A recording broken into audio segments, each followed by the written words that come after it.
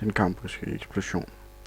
Hvis man tager hele jordens historie, altså 4,6 milliarder år, tilbage og frem til i dag, kan man forklare udviklingen, der skete med en time. I løbet af denne time vil de første 50 minutter udelukkende handle om encellede organismer. I de sidste 10 vil dyrelivet begynde i form af flercellede organismer, som også er kaldt for den kambriske. Denne periode er også kaldt for den kambriske eksplosion, og en lille periode for godt 570 millioner år siden. I denne periode skete der så meget, at man kalder det for en eksplosion, fordi der skete en eksplosiv udvikling. Mennesket og civilisationen er også meget nyt i verdenshistorien og udfylder kun den sidste 100-del af et sekund. For 100 millioner år siden levede der ikke nogen dyr på landjorden. De levede alle sammen i vandet, og for ca. 370 millioner år siden begyndte alle landlevende dyrs fælles forfædre at starte et liv på landjorden. Fisk kravlede op på land, udviklede sig til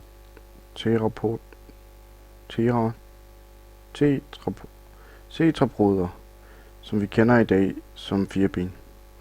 Tetrapoder er en undergruppe af hvirveldyr, som stammer fra former, der har tilpasset sig til livet på land, ved at udvikle 4 lemmer og lunger. I 1995 fandt man et fossil i en klippe, som man mente at have været under havets overflade for ca. 370 millioner år siden. Fossilet var en skulderknogle, som lignede dem fra tidligere tetrapoder på land. Forskere mener, at fisk udviklede forben for at kunne undgå vandets mange rovdyr.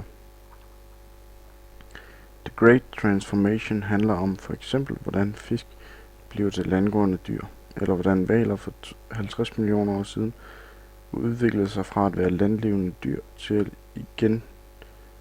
at leve igen i vandet. Hvaler og delfiner er pattedyr ligesom mennesket. De føder levende unger og er afhængige af ilt fra luften. Mystikken er bare, hvordan de er havnet i vandet. Man har fundet fossiler af skeletter, som tyder på, at hvaler har stamfædre fra landjorden. Fossile kranier af hvaler er identiske med en oldgammel ulvelignende art, hvorfra der kommer en hypotese om, at hvaler nedstammer fra landlevende hundelignende dyr. Efter at man havde fundet dette fossile kranie, der tyder på, at hvalerne stammer fra en hundelignende dyr, begyndte forskere at danne sig et overblik over, hvordan hvaler så ud over kraniet, der ligner landlevende dyr.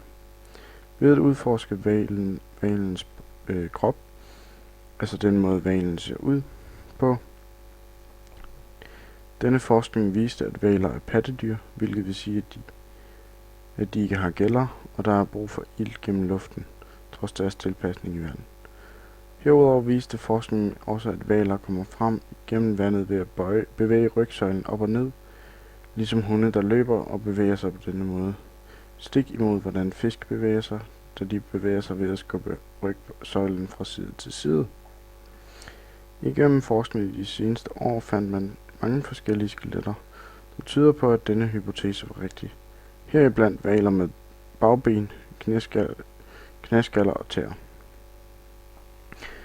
Man kan nu understøtte denne hypotese ved hjælp af udforskning af fossilernes mikroRNA.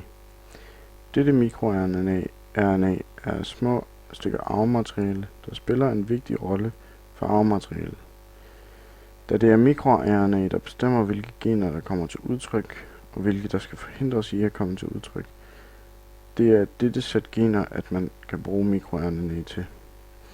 Forskning af den evolutionære udvikling er en helt ny opdagelse fra Kevin Peterson, der har fundet ud af, at man kan bruge mikroRNA i evolutionens forskning, fordi der i alt er 778 forskellige sæt mikroRNA, der har udviklet sig i forskellige dyregrupper.